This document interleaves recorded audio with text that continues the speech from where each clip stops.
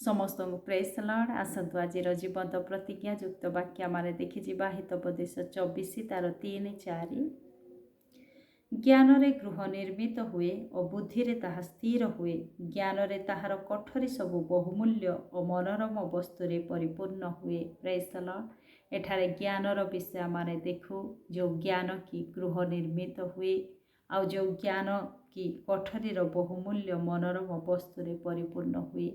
आज ये ज्ञान जगतर ज्ञान नुहे यह परमेश्वरंकर ज्ञान। ये परमेश्वरंकर ज्ञान द्वारा जिते बड़े आमारे पारिवारिक जीवन को गढ़ी तोलू आमानकर पारिवारिक जीवन एक सुखमय शांतिमय हब। आमानकर गृह निर्मित हब पुणी आमानकर गृह बहुमूल्य वस्तुरे मनोरम वस्तुरे सुसज्जित एक गृह तुल्य हब। आ परमेश्वरंकर ज्ञान आज आमान को प्रति विषय आनंद देव।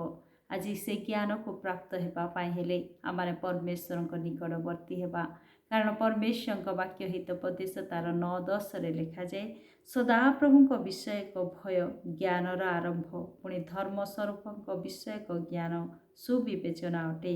आमाने परमेश्वर को जितेबले भय करिबा सेतेबले ही से ज्ञान को आमाने प्राप्त हो पारिबा। परमेश्वर ज्ञानदाता परमेश्वर अटंती कारण परमेश्वर वाक्य हितोपदेश 2:6 रे लिखा जाए जेहेतु सदा प्रभु ज्ञान दियंती ताहांक मुखर ज्ञान और बुद्धि निर्गत हुए।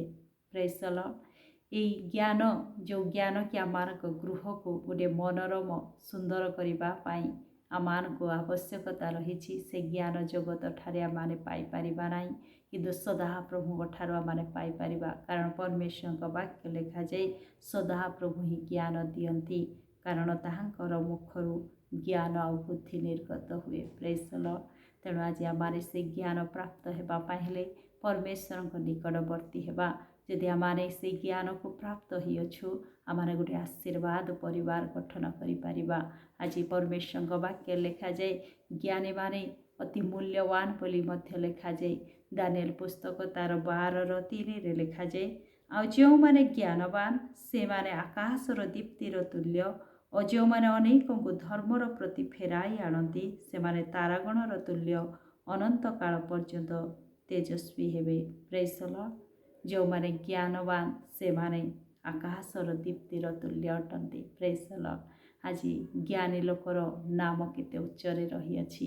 आज आमारे से ज्ञान को प्राप्त हेबा जो ज्ञान की आमानक गृह को सुस्थिर करिवो आमानकर गृह को सौंदर्य करिवो। आज परमेश्वर ज्ञान को प्राप्त हेबा। आज परमेश्वर आमान को ज्ञान देवे बुद्धि देवे प्रति विषय उत्तम होगापाई से साहाय्य करेंगे। प्रभु ए वाक्य दे मते आपण को आशीर्वाद करंतु। आमेन।